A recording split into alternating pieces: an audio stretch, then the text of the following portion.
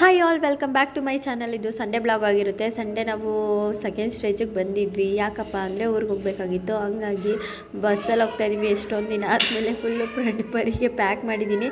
Second ಸ್ಟೇಜಿಗೆ ಬಂದಿದ ತಕ್ಷಣ ಇಲ್ಲಿ ತಿಂಡಿ ಚೆನ್ನಾಗಿ ಮಾಡ್ತಾರೆ. ಇಡ್ಲಿ ಏನು ಪ್ರತಿಯೊಂದು ಆಗಬಾರ್ದು, ಒಂದು ಅಕ್ಕ ಮಾಡೋದು ತುಂಬಾ ಚೆನ್ನಾಗಿ ಮಾಡ್ತಾರೆ. ನಾನು ಬಿಮಲಲ್ಲಿದ್ದಾಗ ಯಾವಾಗಲೂ ಇಲ್ಲೇ ತರಿಸ್ಕೊತಾ ಇದ್ದೆ. ಇನ್ನೂ ನಮ್ಮ ಅಕ್ಕ ಇದನ್ನು ಶೋಭಕ್ಕ ಕೊಟ್ಟಿದ್ದರು, ಜೋಳದ ರೊಟ್ಟಿ ಅಂತ ಅಂದ್ಬಿಟ್ಟು ಅವ್ರ ಕಡೆ ಎಲ್ಲ ಮಾಡ್ತಾರಂತೆ. ಇದು ಒಂಥರ ಡಿಫ್ರೆಂಟಾಗಿದೆ, ಎಳ್ಳೆಲ್ಲ ಹಾಕಿ ಮಾಡಿದ್ದಾರೆ ನೋಡಿ. ಎಷ್ಟು ಪಲ್ಯ, ಚಟ್ನಿ ಪೌಡರ್ ಎಲ್ಲ ಮಾಡಿದ್ದಾರೆ. ಈ ಥರ ಕೊಟ್ಟಿದ್ದರು. ನಮ್ಮ ಮನೆಯವರು ಎಲ್ಲ ಪ್ರಾಣಿ ಅಂತೂ ಖಾಲಿ ಮಾಡಿದೆ. 4 ಇತ್ತು, 4 ಜನನು ಒಂದೊಂದು ತಿಂದಿದ್ವಿ. ನಾನು, ನಮ್ಮಪ್ಪ, ನಮ್ಮ ಮನೆಯವರು ಎಲ್ಲರೂ. ಹಾಗೆ ಊರಿಗೆ ಇನ್ನೇನು ಊರು ತಲುಪಾಯಿತು ನೋಡಿ. ಮುಂಚೆ ನಮ್ಮಮ್ಮ ಬಂದಿದ್ದ ತಕ್ಷಣ ಎಲ್ಲ ಮಾಡಿಕ್ಕಿರೋರು. ಇವಾಗೆಲ್ಲ ಕೆಲಸ ಎಲ್ಲ ಮಾಡಿ ಮನೆಯೆಲ್ಲ ಕ್ಲೀನ್ ಮಾಡಾಯಿತು. ಯಾಕೆ ಬಂದಿದ್ದೀವಿ ಅಂತ ಅಂದರೆ, ಊರುಗಳಲ್ಲಿ ಸೂತ್ಕ ಇರುತ್ತಲ್ಲ, ಅದನ್ನೆಲ್ಲ ಧೂಪ ಹಾಕ್ಸ್ಬಿಟ್ಟು ಅಡುಗೆ ಎಲ್ಲ ಮಾಡಬೇಕು ನೋಡಿ. ನಮ್ಮಮ್ಮ ಇಲ್ಲದೆ ಇರೋದಕ್ಕೆಲ್ಲ ಎತ್ತಿಟ್ಬಿಟ್ಟಿದ್ದೀವಿ. ಎಲ್ಲ ಖಾಲಿ ಅಡುಗೆ ಮನೆ. ಯಾರೂ ಇಲ್ಲ ಅಂದರೆ ನೋಡಿ ಹೆಂಗಿರುತ್ತೆ. ಏನೂ ಇಟ್ಟಿಲ್ಲ, ಏನು ಬೇಕು ನಾವು ಹೋದಾಗ ಎತ್ಕೊಳಕ್ಕಂತ ಅಂದ್ಬಿಟ್ಟು ಇಟ್ಟಿದ್ದೀನಿ. ಪಾತ್ರೆಯಲ್ಲಿ ರೈಸ್ ಮಾಡೋಕ್ಕೆ ಬರೋಲ್ಲ, ಹೆಂಗಾಗುತ್ತೋ ಏನೋ ಗೊತ್ತಿಲ್ಲ, ಬಟ್ ಜಾಸ್ತಿ ಮಾಡಬೇಕು ನೋಡಿ. ಇಷ್ಟೇ ಸಾಮಾನು ಇಟ್ಕೊಂಡಿರೋದು, ಏನೂ ಇಟ್ಕೊಂಡಿಲ್ಲ, ಎಲ್ಲ ಖಾಲಿ. ಎಲ್ಲ ಎತ್ತಿಕ್ಬಿಟ್ಟಿದ್ದೀವಿ, ಮೇಲೆ ತುಂಬಿಟ್ಟಿದ್ದೀವಿ. ಸರಿ ಅಡುಗೆ ಮಾಡೋಣ ಅಂತ ಅಂದ್ಬಿಟ್ಟು ರೆಡಿ ಎಲ್ಲ ಮಾಡ್ಕೋತಾ ಇದ್ದೆ.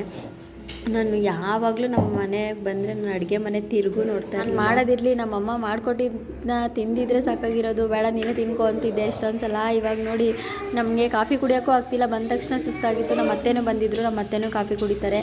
ಹೋಟೆಲಲ್ಲಿ ತರಿಸ್ಕೊಂಡು ಕಾಫಿ ಕುಡ್ದಿದ್ದಾಯಿತು. ನೋಡಿ ನಮ್ಮ ಕತೆ ಹಿಂಗೆ ನೋಡಿ. ಅಡುಗೆ ಮನೆ ಪೂರ್ತಿ ಖಾಲಿ ಹೊಡಿತೈತೆ. ಇಲ್ಲಿ ಬಂದರೆ ಎಷ್ಟು ಬೇಜಾರಾಗುತ್ತೆ ಅಂದರೆ ಗೊತ್ತಿರುತ್ತೆ ಕೆಲವೊಬ್ಬರಿಗೆ, ಹೇಳೋದೇನು ಇಲ್ಲ.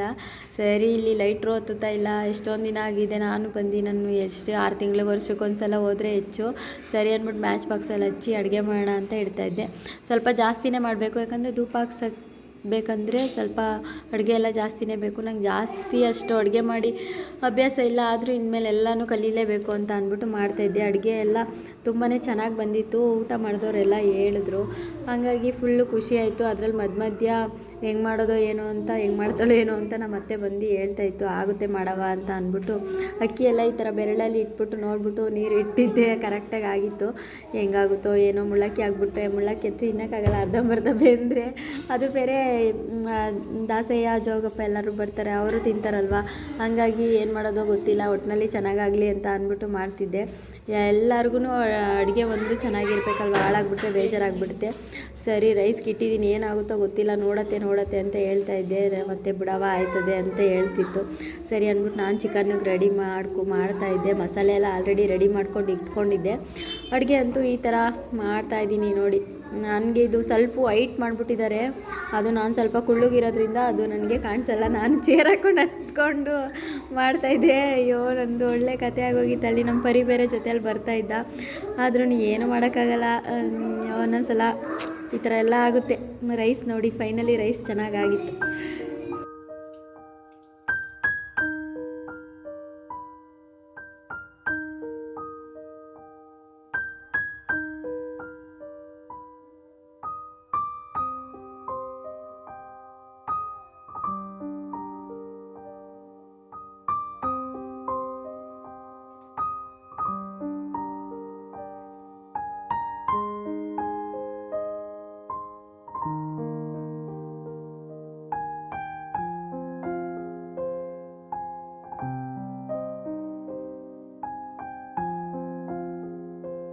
ಫೈನಲಿ ಅಡುಗೆ ಎಲ್ಲ ಮುಗೀತು. ಪೂಜೆ ಎಲ್ಲ ಮುಗಿಸ್ಕೊಂಡು ಬೇಗ ಹೋಗಬೇಕು ಅಂತ ಪಟ ಅಂತ ಮಾಡಿದ್ದೀನಿ. ಬೆಂಗಳೂರಿಗೆ ವಾಪಸ್ ಹೋಗಬೇಕು ಇವತ್ತೇ. ಪೂಜೆ ಎಲ್ಲ ನಮ್ಮಪ್ಪ ಮಾಡಿದ್ರು. ನಮ್ಮ ಅತ್ತೆ ದೇವ್ರ ಸಾಮಾನೆಲ್ಲ ತೊಳ್ಕೊಟ್ಟು ದೇವ್ರ ಮನೆಯೆಲ್ಲ ಕ್ಲೀನ್ ಮಾಡಿಕೊಟ್ಟೆ. ಬೇಗ ಆಯಿತು. ನಮ್ಮ ಹುಡುಗನೂ ಭಾನುವಾರ ಕಾಲೇಜ್ಗೆ ಹೋಗಿಲ್ತಿರೋದ್ರಿಂದ ಅವನೇ ಬಂದ್ಬಿಟ್ಟು ಪೂಜೆ ಮಾಡಿಕೊಟ್ಟ. ಹಾಗಾಗಿ ಬೇಗ ಮುಗೀತು. ಫುಲ್ಲು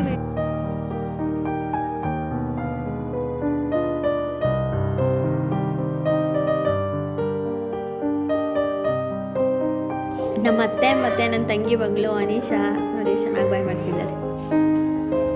ನಮ್ಮ ಪರಿನ ಕರಿತೈತೆ. ನಮ್ಮ ಪರಿ ಅಂತೂ ನಮ್ಮ ಅತ್ತೆ ಹತ್ರ ಹೋಗಲೇ ಇಲ್ಲ, ಯಾಕೂ ಗೊತ್ತಿಲ್ಲ. ಇವಳು ಹೋಗಿ ಕೂತ್ಕೊಂಡಿದ್ಲು. ಇವಳಂತೂ ಸಿಕ್ಕಾಬಟ್ಟೆ ಚೆನ್ನಾಗಿದ್ಲು ನೋಡೋಕ್ಕೆ. ಇವಾಗ ಸ್ವಲ್ಪ ಸಣ್ಣ ಆಗಿಬಿಟ್ಟಿದ್ದಾಳೆ. ಇನ್ನು ಪರಿ ನಮ್ಮ ಅಪ್ಪನ ಹತ್ರ ಬಿಟ್ಟರೆ ಇನ್ನು ಯಾರ ಹತ್ರನೂ ಹೋಗ್ತಾ ಇರಲಿಲ್ಲ. ಸದ್ಯ ನಮ್ಮ ಅಪ್ಪನ ಹತ್ರ ಹೋಗ್ತಾವನೆ ಅನ್ನೋದೇ ಪುಣ್ಯ.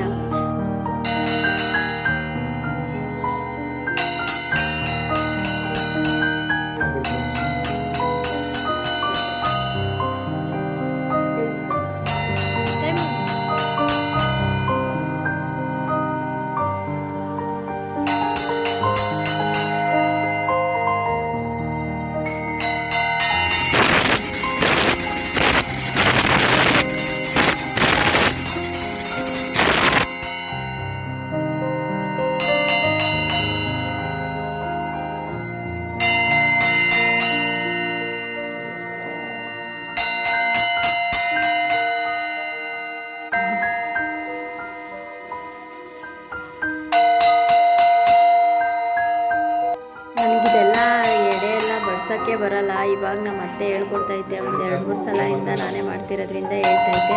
ಇದೆರಡು ಇದೆಯಲ್ಲ, ಯಾವಾಗಲೂ ನಾವು ಊಟ ಬಡಿಸ್ಬೇಕಾದ್ರೆ ಪೂರ್ತಿ ತುಂಬ ಥರ ಬಡಿಸ್ಬೇಕು, ಸ್ವಲ್ಪ ಸ್ವಲ್ಪ ಬಡಿಸ್ಬಾರ್ದು ಅಂತ ಹೇಳಿತ್ತು ಲಾಸ್ಟ್ ಟೈಮು. ಪೂರ್ತಿ ಎಷ್ಟು ಫಿಲ್ ಆಗುತ್ತೆ ಅಷ್ಟು ತುಂಬಬೇಕಂತೆ. ಅಕ್ಕಿ ಹಾಕಲಿ, ಊಟ ಹಾಕಲಿ, ಫುಲ್ಲು ತುಂಬಬೇಕು ಇದಕ್ಕೆ, ಆ ಥರ ಬಡಿಸ್ಬೇಕು.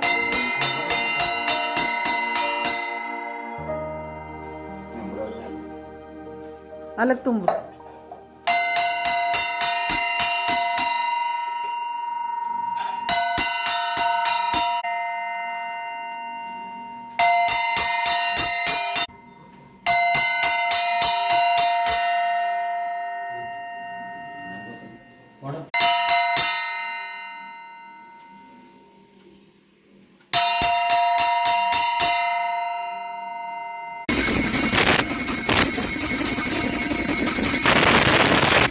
ಪರಿ ಇಲ್ಲೇ ನಮ್ಮ ಪರಿ ಯಾರ ಹತ್ರ ಹೋಗಲ್ಲ. ನಮ್ಮ ವಿಕ್ಕಿ ಕರೆದಿದ ತಕ್ಷಣ ಹೋಗಿ ಊಟ ಮಾಡೋಕೆ ಕುತ್ಕೊಂಡ್ಬಿಟ್ಟ ನೋಡಿ. ಚೆನ್ನಾಗಿ ಇಬ್ಬರು ಊಟ ಮಾಡ್ತಾ ಇದ್ದಾರೆ. ನನಗೆ ಶಾಕ್ ಆಗೋಯ್ತು. ಹಂಗೆ ನಮ್ಮ ಮಹೇಶ್ ಮಾಮನ ಹತ್ರನೂ ಹೋಗೋ ಟೈಮಲ್ಲಿ ಹೋಗ್ಬಿಟ್ಟಿದ್ದ. ನನಗೆ ಒಂಥರ ಶಾಕ್ ಆಯ್ತಾ ಅಂತಲೇ ಹೇಳ್ಬೋದು.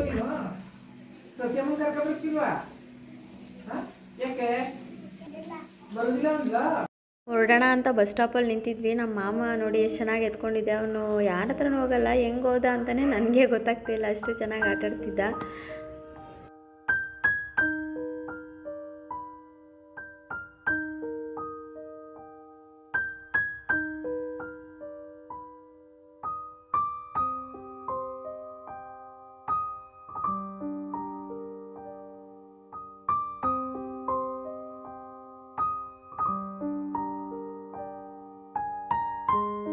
ಫೈನಲಿ ವಾಪಸ್ ಬರಬೇಕಾದ್ರೆ ಮಂಡಿಗೆ ಬಂದ್ವಿ. ಲೇಟ್ ನೈಟ್ ಆಗೋಗಿತ್ತು. ಇಲ್ಲೇ 8 ಗಂಟೆ 8 ಕಾಲ ಆಗೋಗಿತ್ತು ನಾವು ಬರೋಷ್ಟರಲ್ಲಿ. ಇನ್ನು ಕೆಂಗೇರಿಗೆ ಬಂದರೆ ಗೊತ್ತೇ ಆಗ್ತಾಯಿಲ್ಲ.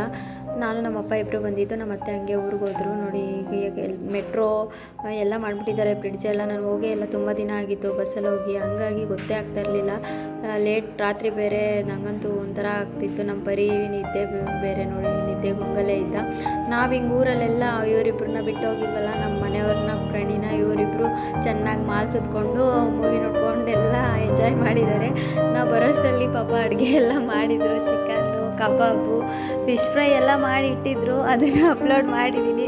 ವಿಡಿಯೋ ಇಷ್ಟ ಆದರೆ ಲೈಕ್ ಮಾಡಿ, ಶೇರ್ ಮಾಡಿ, ಕಮೆಂಟ್ ಮಾಡಿ, ಸಬ್ಸ್ಕ್ರೈಬ್ ಮಾಡ್ಕೊಂಡು ಸಪೋರ್ಟ್ ಮಾಡಿ. Thank you for watching.